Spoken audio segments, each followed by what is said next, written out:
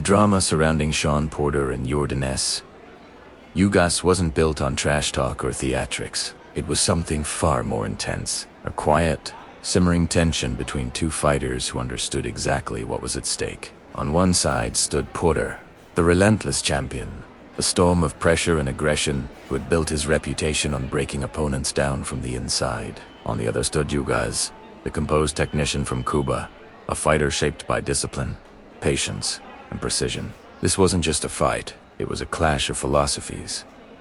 That from the very first bell, the atmosphere felt different. There was no feeling out process that lasted too long, no wasted movement. Instead, both men stepped into range with purpose, testing each other in subtle but meaningful ways. Porter, true to form, immediately tried to impose himself. He edged forward, shoulders tight, eyes locked, searching for openings as if he could will them into existence. Ugas, meanwhile, stood tall and calm, his guard disciplined, his movements economic, almost as if he had already calculated the rhythm of the fight before it even began. Then it happened, a sudden explosion. Porter fired off a sharp right, left hand in a flash. He landed clean. The impact echoed through the arena, and just like that, Ugas hit the canvas. It wasn't just a knockdown, it was a statement. Porter had arrived with authority, reminding everyone exactly why he held the title. The crowd erupted, sensing that the champion might be about to take control early. But Ugas didn't panic. That was the first sign that this fight would not follow a predictable script. He rose with composure, his expression unchanged, as if the knockdown had only sharpened his focus, where many fighters might have unraveled. Ugas recalibrated. He began to lean into his strength's distance, timing, and counterpunching. And slowly, almost imperceptibly, the momentum began to shift.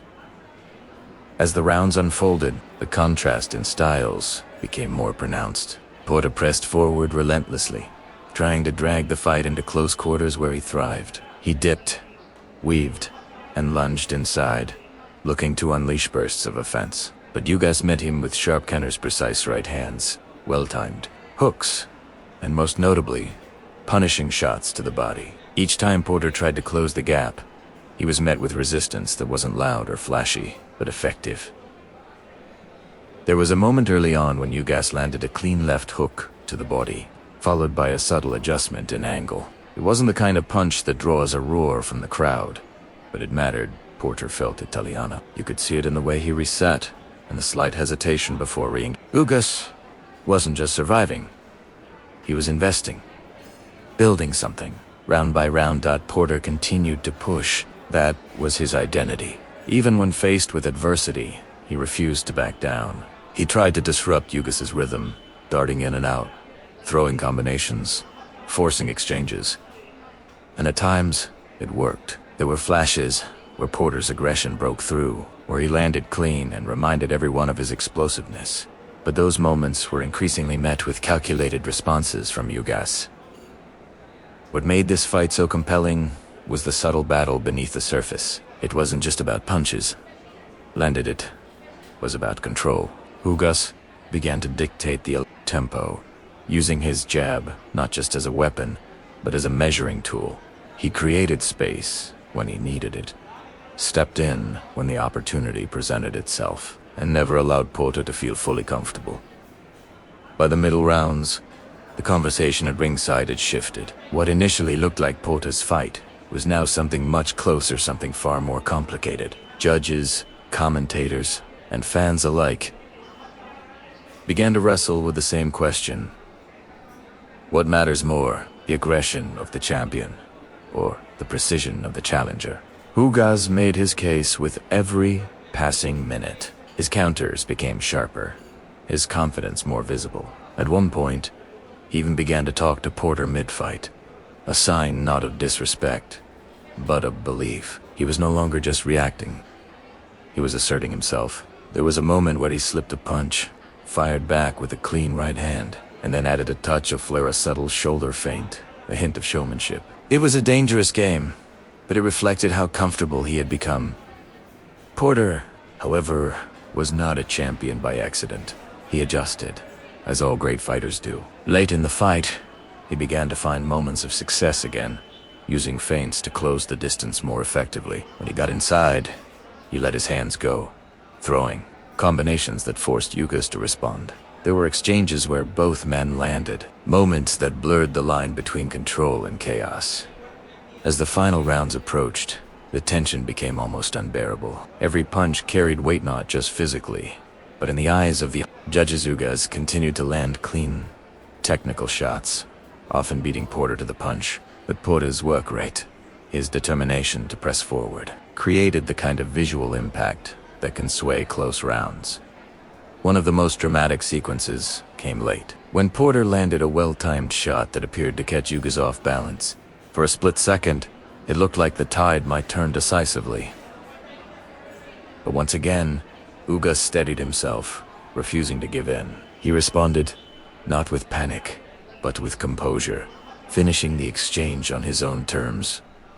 By the time the final bell rang, there was no clear sense of certainty. Both fighters had made their case. Porter had brought the pressure, the aggression, the championship grit. Ugas had delivered precision, control, and tactical brilliance. It was the kind of fight that doesn't just test skill, it tests perception.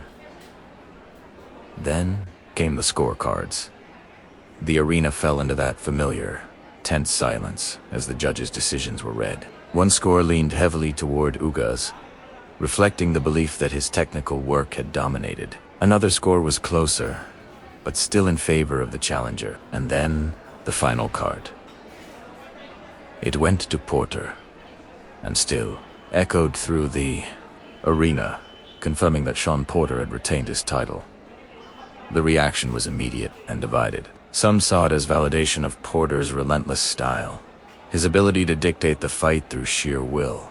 Others viewed it as a controversial decision, a moment where Yordenis Ugas had done enough to win but was denied by the subjective nature of judging.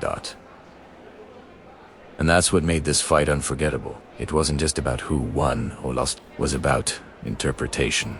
It was about the eternal debate in boxing between aggression and precision, between volume and accuracy, between what you see and how you value it. Long after the final bell, the questions lingered. Did Porter's pressure truly outweigh Ugas's clean, effective punching? Did the champion's status influence the outcome? Or was it simply one of those nights where two elite fighters pushed each other to the limit, leaving the result in the hands of perspective? One thing is certain. Both men walked away having proven something. Porter proved that his heart and determination could carry him through even the most challenging fights. Ugas proved that he belonged at the highest level, that his skill and composure could rival any champion in the division. And for the fans, it was a reminder of why boxing remains so compelling. Because sometimes, the most dramatic moments don't come from knockouts or domination, but from uncertainty, from controversy, from the thin line that separates victory from defeat. If you watch this fight, you already know it's one that